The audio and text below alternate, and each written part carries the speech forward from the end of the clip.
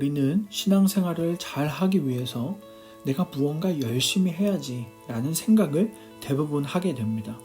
그러나 사실 정말 우리가 신앙생활을 잘 하려면 내가 하지 말아야 할 것들을 생각해 봐야 합니다. 왜냐하면 오히려 하지 말아야 할 것들을 하게 되면서 우리의 신앙생활이 앞으로 나아가지 못하거나 신앙생활의 권태를 경험하기 때문입니다. 그래서 이 시간은 슬기로운 신앙생활을 하기 위해 우리가 멀리해야 할 7가지 죄에 대해서 다시 한번 리마인드하는 시간을 가지려고 하는데요. 여러분은 히에로니무스 보스의 7가지 큰 죄라는 이 미술작품을 아시나요? 이 미술작품에는 우리의 영혼을 죽음으로 이끄는 죄악 7가지를 그림으로 그려 놓았습니다. 이 7가지 그림을 함께 보면서 이 내용들을 살펴보겠습니다. 첫 번째로 교만입니다. 이 그림의 배경을 보시면 집 내부가 고급 벽장이 있고 꽃병, 아름다운 도자기들, 바닥에는 길쭉한 보석함이 있는 것으로 보아 상류층 여인이라는 것을 알 수 있습니다. 그 여인이 거울을 보고 있는데요. 자세히 보시면 그 거울을 마귀가 들고 있습니다. 그리고 이 여인은 그 거울을 보면서 스스로 놀라고 감탄하는 얼굴 표정을 하고 있습니다. 교만은 자기 자신을 높이는 것입니다. 자신을 높이 두는데 자신의 실제가 어떤지 자세히 모른 상태로 실제보다 더 높이는 것이 교만입니다. 어거스틴은 교만에 대해서 잘못된 높임에 대한 욕구라고 말하기도 했습니다.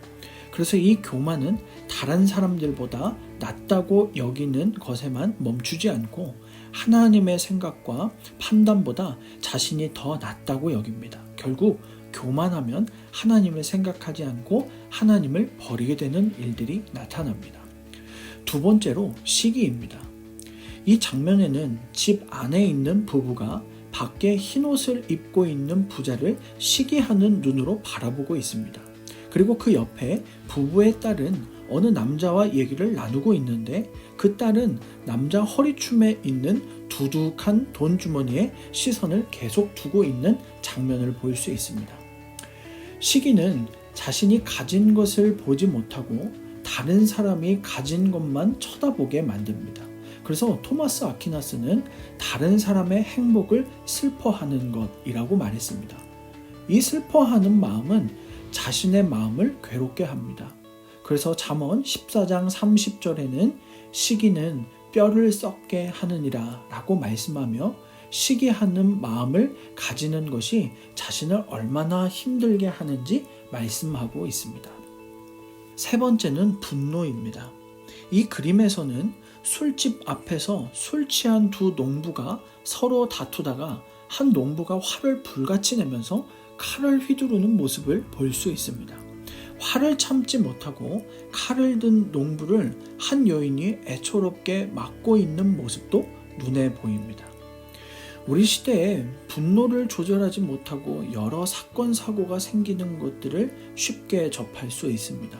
분노를 절제하지 않으면 우리 안에는 그 사람에게 복수하려 하거나 다른 대상에게 화를 표출하려 합니다.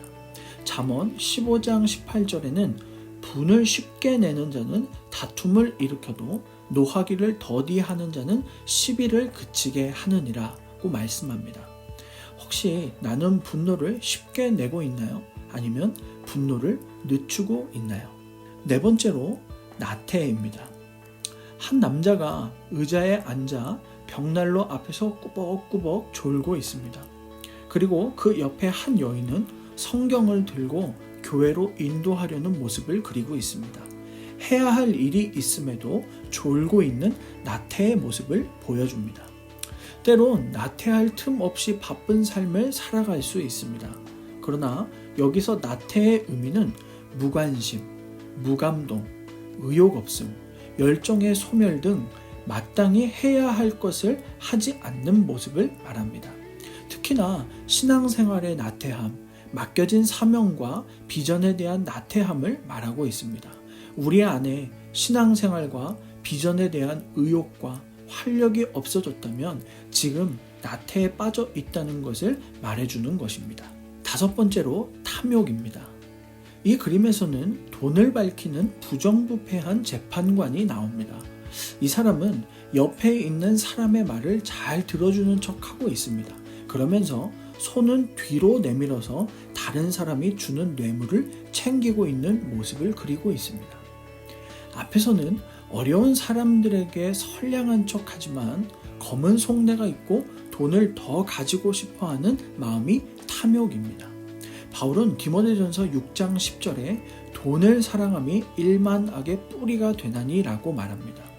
혹시 내 안에는 가난한 사람을 돕지 않고 내 욕심을 채우려는 탐욕이 내 안에 있지는 않나요? 6번째, 탐식입니다. 한 남자가 식탁에 칠면조 요리를 먹고 있습니다. 그런데 그 옆에 한 여인은 또 다른 음식을 주려고 기다리고 있습니다.